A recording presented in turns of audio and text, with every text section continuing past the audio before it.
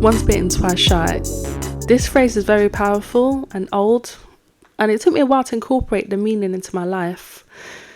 So it means if you experience something bad or painful, you will be hesitant to get near that situation again. In other words, it means you will proceed with caution, and when the same thing keeps happening, it's not actually fate, it's just that you haven't learnt your lesson. Well, the word lesson is probably a bit too harsh. I prefer to use the term learning from your past experiences. Not everything that happens in the past is positive, and there are situations that myself and you have most likely been in where you said to yourself, never again, this is it. And that's what I mean by the phrase, once bitten, twice shy. Some people are comfortable with letting the same things keep happening in their life over and over again.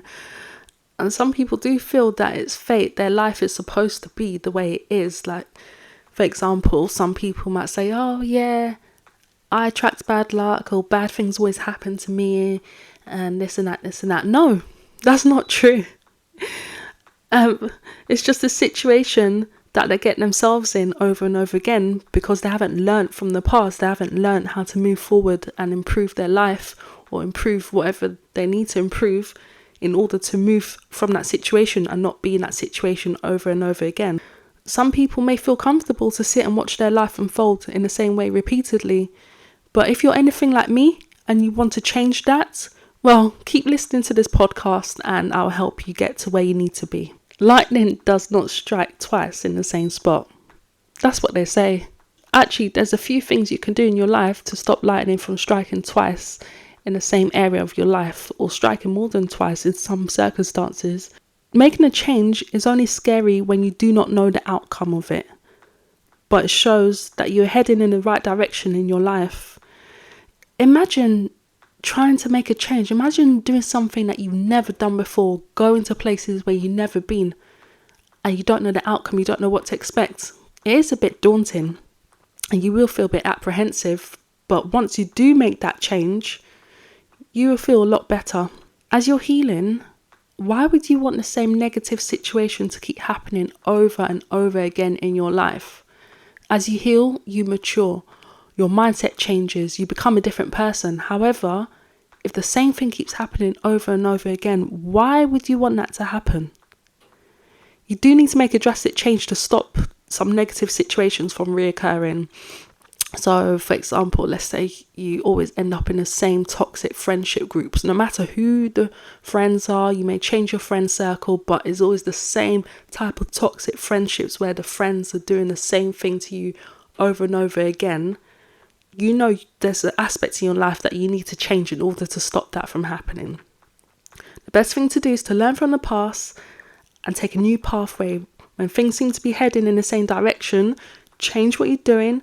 Stop, pause, maybe journal about it, and then move to the next step. And the next stage is to change your life path.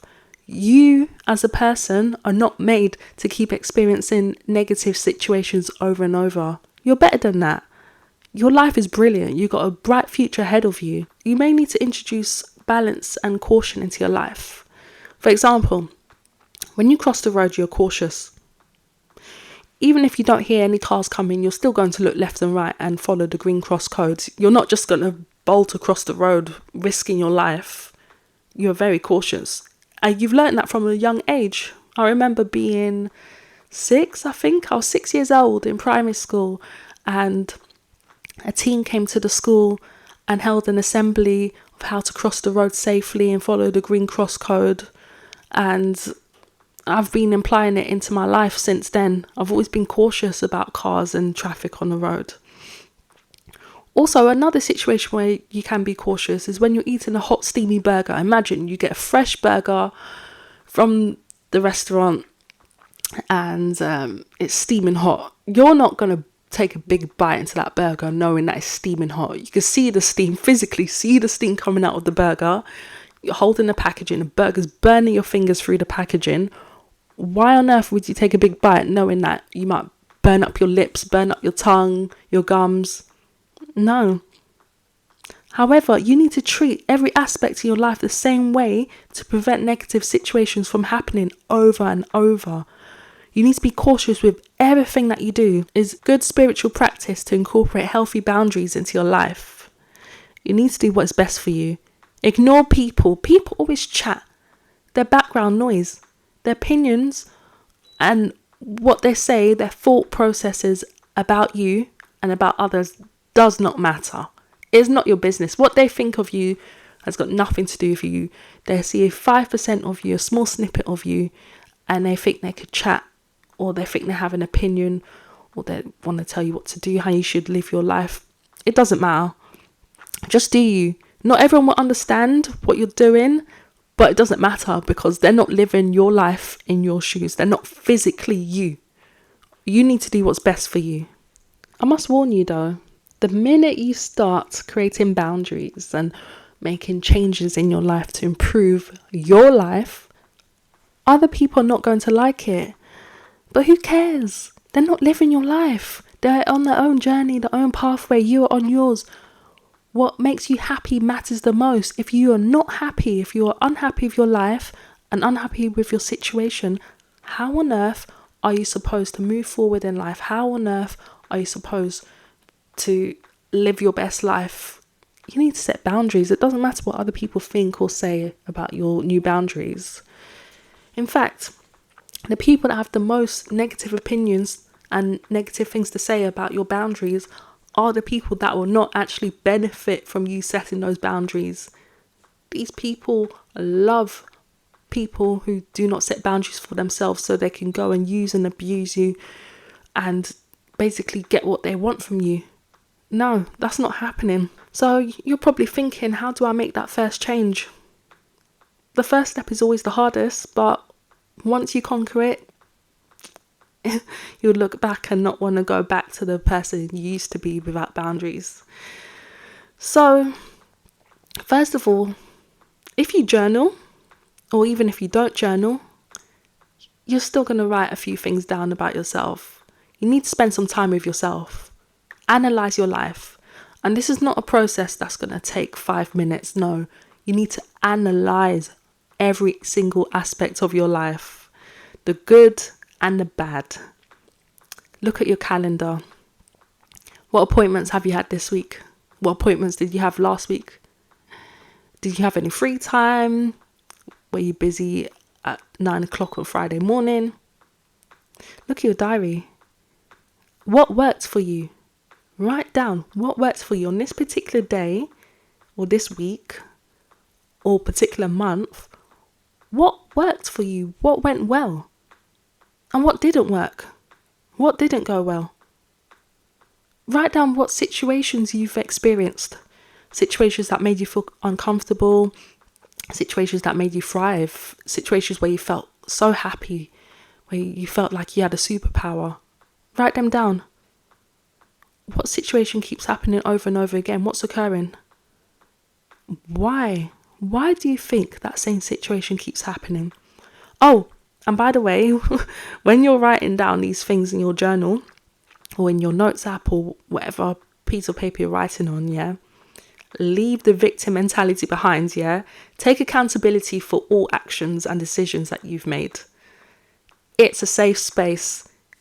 Your notes, your thoughts, everything that you're writing is between you and the piece of paper. No one else is going to hear this. So just write it. Write down everything that's on your mind. And you don't need to worry about people judging you or thinking bad about what you've written because no one else is going to read this. It's just for you to let out your feelings, let out your thoughts, express how you're feeling, and then that way you'll be able to clarify things. You need to accept what has happened. What has happened? And I'm not just talking about things that happened recently. Think about the past. For example, I'm going back to the example of the friendship group. That all the friendship groups you've been in, you've experienced the same type of toxic friends that do toxic things to you. Okay, it has happened. It wasn't right and it will never be right. However, in order for you to move forward and move on with your life, you need to accept that it has happened. There's nothing you could do to change the past, but you can control your future. Well, you can control it to a certain degree, and you can influence it to go into a particular direction. Holding on to the past is not going to get you anywhere. In fact, it's going to make you keep reliving the past, and all the memories will come back, and you will not thrive as a person. You will not grow. How are you able to move forward in your life if you're just thinking about past negative situations? Yes, I get it. It was tough. It was not fair. It was not nice. But going forward, there's so much to look forward to. You've got a bright future. You've got a good chance of turning things around and changing things for the better. I want you to update the journal constantly. I want you to keep writing in that journal until you find clarity and the answers you need. So whether you find clarity and the answers within 1 month of journaling, may take others 3 months, 6 months, 2 weeks. Just keep updating the journal and the answers will literally fly out in front of you. I'd say journaling is the best way to show accountability. When you begin to journal, you will see the same patterns. You'll see the same situations occurring, the same thought process. And you'd want to make a change. You need to get out of that situation ASAP.